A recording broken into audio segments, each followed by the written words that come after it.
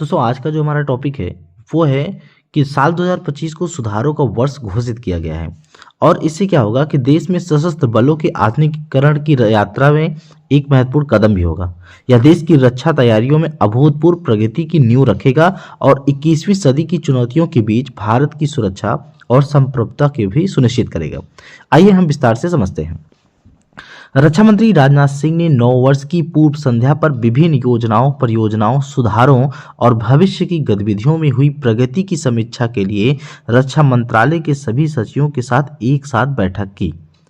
वर्तमान एवं भविष्य की सुधारों की गति देने के लिए रक्षा मंत्रालय में सर्वसम्मति से साल 2025 को सुधार वर्ष के रूप में मनाने का निर्णय लिया गया।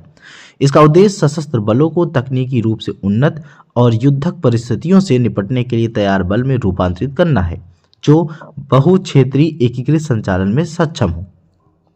वर्ष 2025 में प्रमुख हस्तक्षेप के लिए कुछ व्यापक क्षेत्रों की पहचान की गई है। जैसे सुधारों का उद्देश्य संयुक्तता एवं एकीकरण पहल को और अधिक विस्तार देना तथा एकीकृत थिएटर कमांड की स्थापना को सुगम बनाना चाहिए।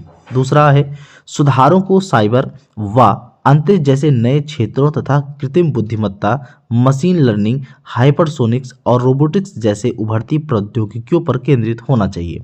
भविष्य के युद्धों को जीतने के लिए आवश्यक संबंध रणनीति, तकनीक और प्रक्रियाएं भी विकसित की जानी चाहिए। तीसरा, अंतर सेवा सहयोग एवं प्रशिक्षण के माध्यम से परिचालन आवश्यकताओं और संयुक्त परिचालन क्षमताओं की साझा समझ विकसित करना चाहिए।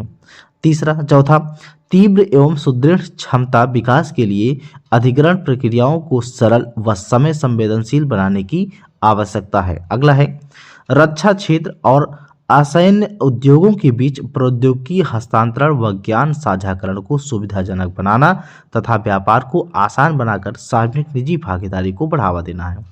अगला, रक्षा इकोसिस्टम में विभिन्न हितधारकों के बीच सहयोग पर ध्यान केंद्रित करना, बंधनों को तोड़ना, प्रभावी असैन्य सैन्य समन्वय का उद्देश्य अकुशलताओं को समाप्त करना और संसाधनों का अनुकूलन करना होना चाहिए।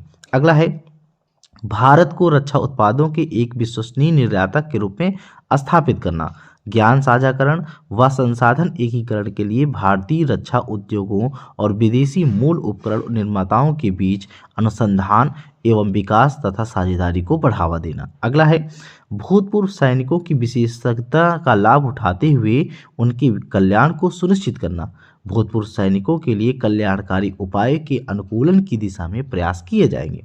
और अगला है भारतीय संस्कृति और विचारों के प्रति गौरव की भावना का उत्पन्न करना, स्वदेशी क्षमताओं के विस्तार के माध्यम से वैश्विक मानकों को प्राप्त करने में आत्मविश्वास को बढ़ावा देना और साथ ही देश की परिस्थितियों के अनुकूल आधुनिक सेनाओं से सर्वोत्तम कार्यप्रणालियों को अपनाना।